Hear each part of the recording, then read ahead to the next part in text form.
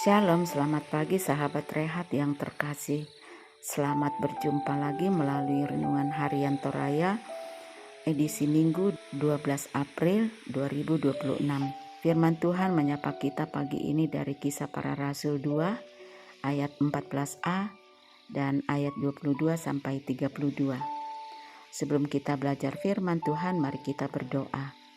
Bapa Surgawi, terima kasih atas pagi minggu yang indah ini.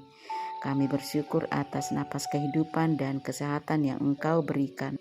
Saat ini kami hendak membaca dan merenungkan firman-Mu. Bukalah hati dan pikiran kami, ya Roh Kudus, agar kami dapat mengerti kebenaran-Mu dan melakukannya dalam kehidupan kami sehari-hari. Hamba-Mu ini terbatas Tuhan, urapilah dengan hikmat dan kekuatan-Mu, agar setiap kata yang keluar dari mulut hamba menjadi berkat, menguatkan kami, dan memuliakan nama-Mu. Biarlah firman yang tertanam menyegarkan jiwa kami dan membaharui iman kami. Dalam nama Tuhan Yesus kami berdoa. Amin. Kisah Para Rasul 2 ayat 14a dan ayat 22 sampai 32. Maka bangkitlah Petrus berdiri dengan kesebelasan rasul itu, dan dengan suara nyaring ia berkata kepada mereka, "Hai orang-orang Israel, dengarlah perkataanku ini. Yang aku maksudkan ialah Yesus dari Nazaret, seorang yang telah ditentukan Allah dan yang dinyatakan kepadamu dengan kekuatan-kekuatan dan mujizat-mujizat dan tanda-tanda yang dilakukan oleh Allah dengan perantaraan Dia di tengah-tengah kamu, seperti yang kamu tahu. Dia yang diserahkan Allah menurut maksud dan rencananya, telah kamu salibkan dan kamu bunuh oleh tangan bangsa-bangsa durhaka. Tetapi Allah membangkitkan dia dengan melepaskan dia dari sengsara maut, karena tidak mungkin ia tetap berada dalam kuasa maut itu. Sebab Daud berkata tentang dia, "Aku senantiasa memandang kepada Tuhan, karena ia berdiri di sebelah kananku, aku tidak goyah. Sebab itu hatiku bersukacita dan jiwaku bersorak-sorak, bahkan tubuhku akan diam dengan tentram. Sebab Engkau tidak menyerahkan aku kepada dunia orang mati, dan tidak membiarkan orang kudus-Mu melihat kebinasaan. Engkau memberitahukan kepadaku jalan kehidupan. Engkau akan melimpahi aku dengan sukacita di hadapan-Mu." Saudara-saudara, aku boleh berkata-kata dengan terus terang kepadamu tentang Daud, bapa bangsa kita. Ia telah mati dan dikubur, dan kuburnya masih ada pada kita sampai hari ini. Tetapi ia adalah seorang nabi, dan ia tahu bahwa Allah telah berjanji di hadapannya dengan mengangkat sumpah bahwa dia akan mendudukkan seorang dari keturunan Daud sendiri di atas tahtanya. Karena itu ia telah melihat ke depan dan telah membicarakan tentang kebangkitan Mesias ketika ia mengatakan bahwa ia tidak ditinggalkan di dalam dunia orang mati, dan bahwa dagingnya tidak mengalami kebinasaan. Yesus inilah yang dibangkitkan Allah, dan tentang hal ini kami semua adalah saksi. Amin. Firman Tuhan. Dari pembacaan kita, di atas oleh Badan Pekerja Sinode Gereja Toraja memberikan judul perenungan, yaitu Kebangkitan Yesus Memberikan Harapan Baru, atau dalam bahasa Toraya, Kamalimbangunanna Kristus Umpabuktu Kapa Ranuan Baru. Pernahkah kita merasa semua sudah berakhir? Ketika harapan seolah hilang, kita berdoa dan itu terasa hampa dan hidup tanpa gelap. Begitulah perasaan murid Yesus setelah ia mati di kayu salib.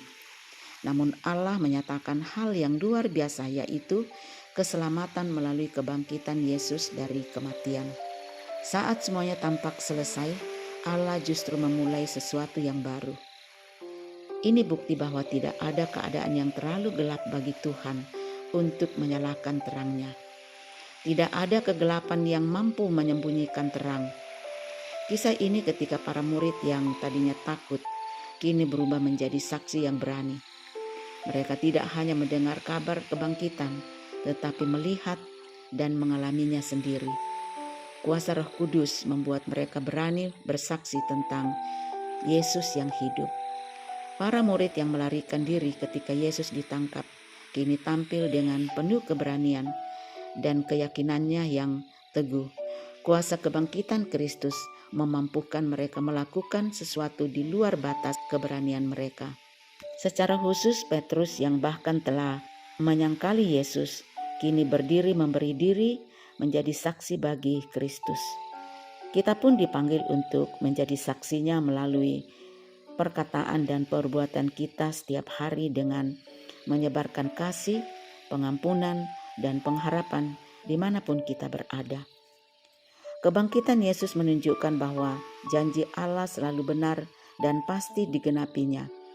Apa yang telah dikatakan oleh para nabi tentang Mesias tergenapi dalam diri Yesus. Artinya, setiap janji Tuhan dalam kehidupan kita pun tidak akan pernah gagal. Saat ini jika kita berdoa, kita belum melihat jawabannya, tapi kebangkitan Yesus mengingatkan kita untuk tetap percaya bahwa Tuhan selalu tepat dan rencananya selalu baik. Amin. Mari kita berdoa syafaat.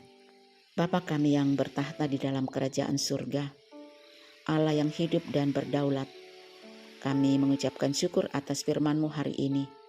Kami bersyukur karena Engkau telah membangkitkan Yesus Kristus, Tuhan kami, melepaskan Dia dari sengsara maut.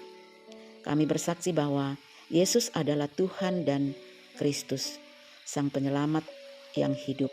Terima kasih untuk kuasa kebangkitan-Mu yang bekerja di dalam kami saat ini.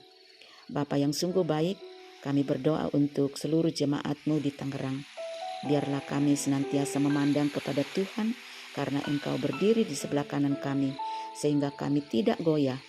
Kiranya Engkau memberitahukan kepada kami jalan kehidupan dan limpahi kami dengan sukacita di hadirat-Mu. Urapi setiap pelayan, ibadah, dan persekutuan kami hari ini, agar nama-Mu terus dimuliakan. Kami berdoa untuk pemerintah kami, baik di tingkat pusat maupun daerah. Berikan hikmat dan takut akan Tuhan kepada para pemimpin, agar mereka memerintah dengan adil dan jujur. Biarlah pemerintah dapat menjadi alat Tuhan untuk membawa kebaikan dan ketenangan bagi rakyat. Bapa, kami bersyafaat untuk saudara-saudara kami yang dalam keterpurukan hidup, ekonomi yang sulit, maupun yang sedang bergumul dengan kelemahan tubuh karena sakit. Engkau adalah Allah yang melepaskan dari sengsara maut. Kami mohon kuasa kesembuhan dan pemulihan-Mu turun atas kami. Berikan kekuatan iman, penghiburan, dan jalan keluar yang ajaib bagi mereka yang putus asa. Berdoa untuk saudara-saudara kami yang sedang mencari pekerjaan. Tuhan, Engkau Allah penyedia. Bukalah pintu-pintu kesempatan. Berikanlah hikmat dalam melamar pekerjaan dan pertemukan mereka dengan perusahaan atau usaha yang memberkati. Teguhkan hati mereka untuk tetap berharap padamu. Tuhan, kami serahkan anak-anak kami dalam bangku pendidikan. Berikan mereka hikmat, kecerdasan, dan rasa takut akan Tuhan. Lindungi mereka dari pergaulan yang salah. Berikan semangat belajar dan jadikanlah mereka generasi yang takut akan Tuhan serta berprestasi. Bapa Surgawi, semua doa dan permohonan kami alaskan dalam nama Tuhan Yesus Kristus. Dialah Tuhan yang sudah bangkit dan saksi hidup kami. Amin.